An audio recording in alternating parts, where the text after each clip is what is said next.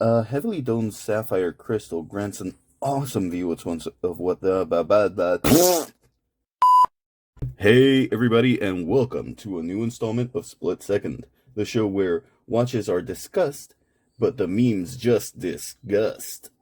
What the hell was that? What's wrong with you? You should be ashamed. One more like that and it's back in the box with you. I'm sorry.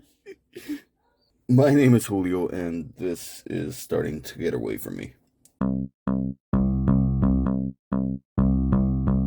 Before proceeding, remember to like, comment, and subscribe. Also, ring that bell so you're notified whenever I publish a new video.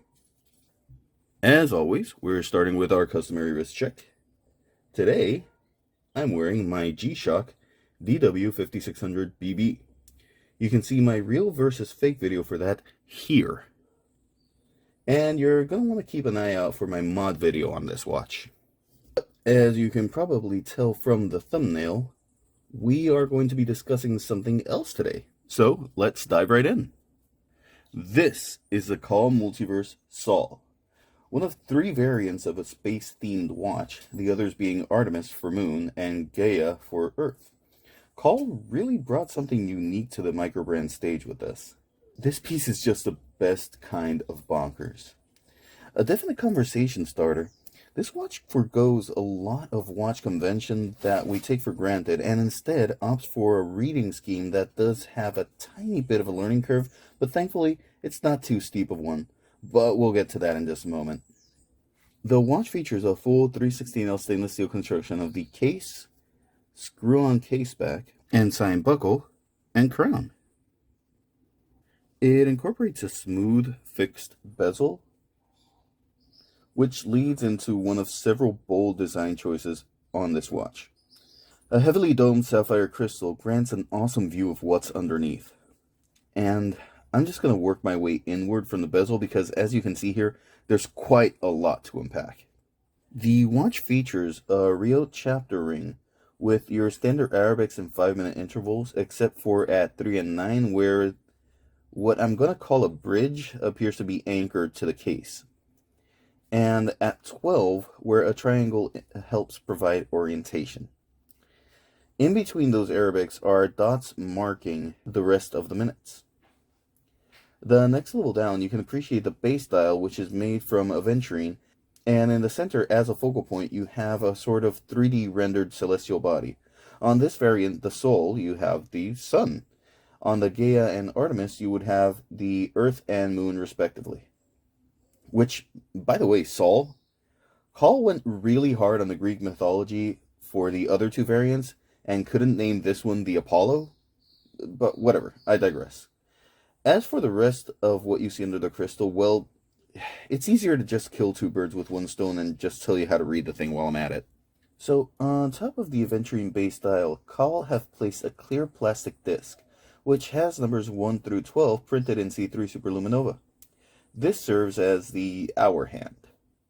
The triangle I mentioned earlier, well, when I said it served to provide orientation, this is what I meant. See, the entire disc moves. And whatever number the triangle is pointing at or is behind of, that is the current hour. Now, just beneath the Earth, Sun, or Moon, you will find a little representation of the North Star. This would be your minutes hand, and it moves normally as any other minutes hand does. You'll also notice over here a little orb kind of hovering around the border of the celestial focal point. That would be your seconds hand. So let's read this thing. It is currently 1:16.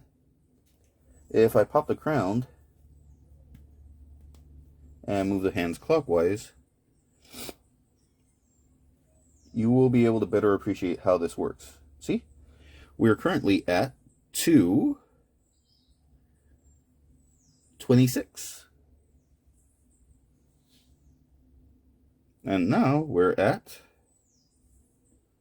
4:39.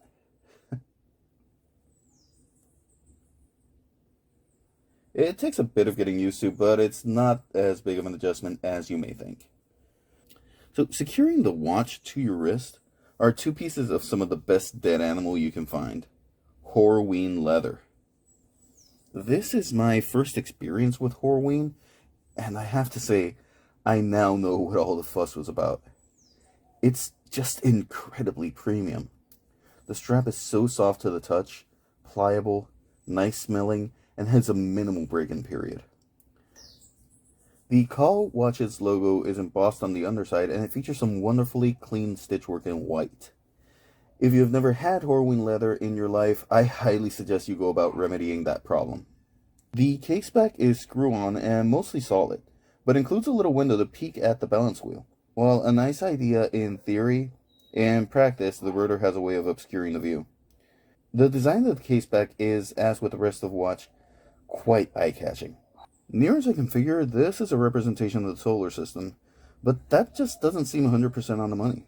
There appear to be only 6 orbit paths, with some of these orbs doubling up on an ellipse, and the one with a ring around it, which I would assume to represent Jupiter, well, it's in the wrong spot. So maybe someone smarter than me can set me straight in the comments. Is there an astrophysicist in the house?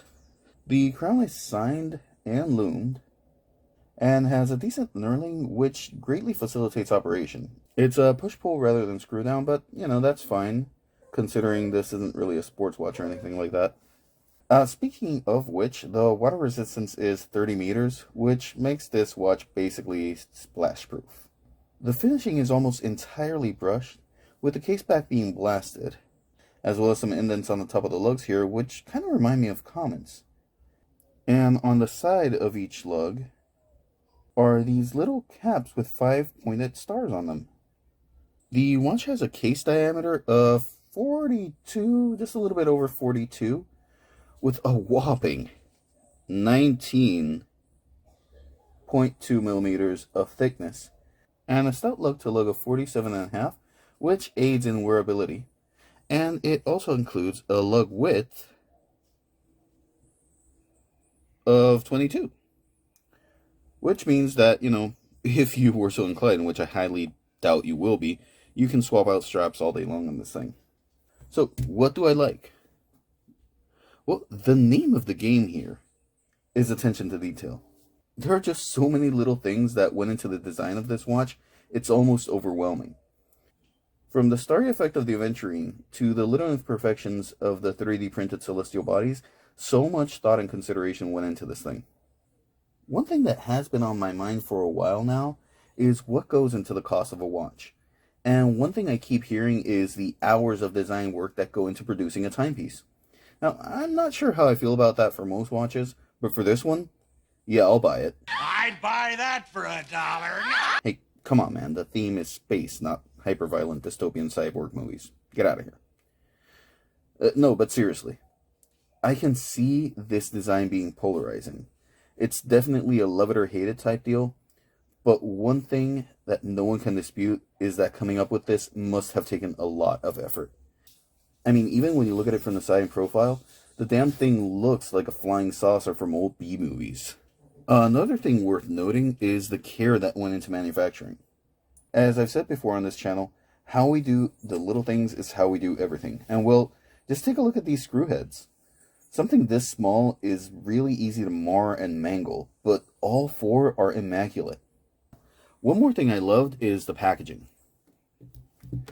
This watch comes in a nice little travel pouchy.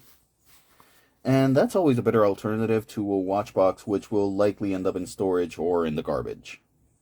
And the other thing that I like, which is worth mentioning again, is just how good this strap is. Now, to wrap up this segment of what I like, I haven't shown you the loom yet, and it's because I was saving the best for last. Just look at this. Have you ever seen a more creative loom implementation? I love it. Now, what do I wish were different? So here's the thing. This watch isn't for everyone. And while that can be said about pretty much any timepiece, it's particularly true for the Multiverse. A friend of mine called it beautifully ugly when he saw it, and I think that about sums it up really. The design is bold, but maybe too much so. Another thing that bugs me is the movement choice. This thing is powered by the NH35, which itself is a fine movement, but It's intended to feature a date, which this watch doesn't use, resulting in a ghost position of the crown. Thankfully, they seem to have removed the date wheel because I do not feel it clicking away as I move the crown in that first position. However, I still feel an NH38, the proper no-date movement, would have been a better choice. The other thing that I have a gripe with is price. This retails for $699 on the Kaal website.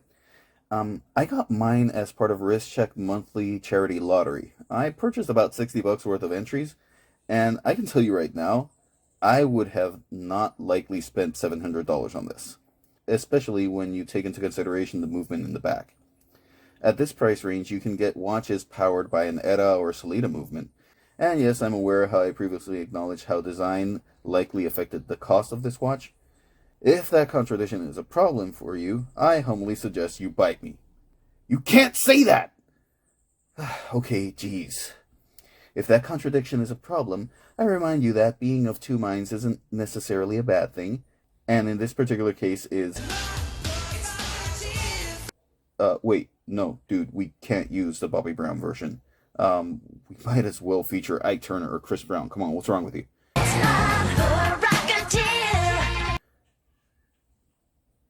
I mean, I want to say that's better.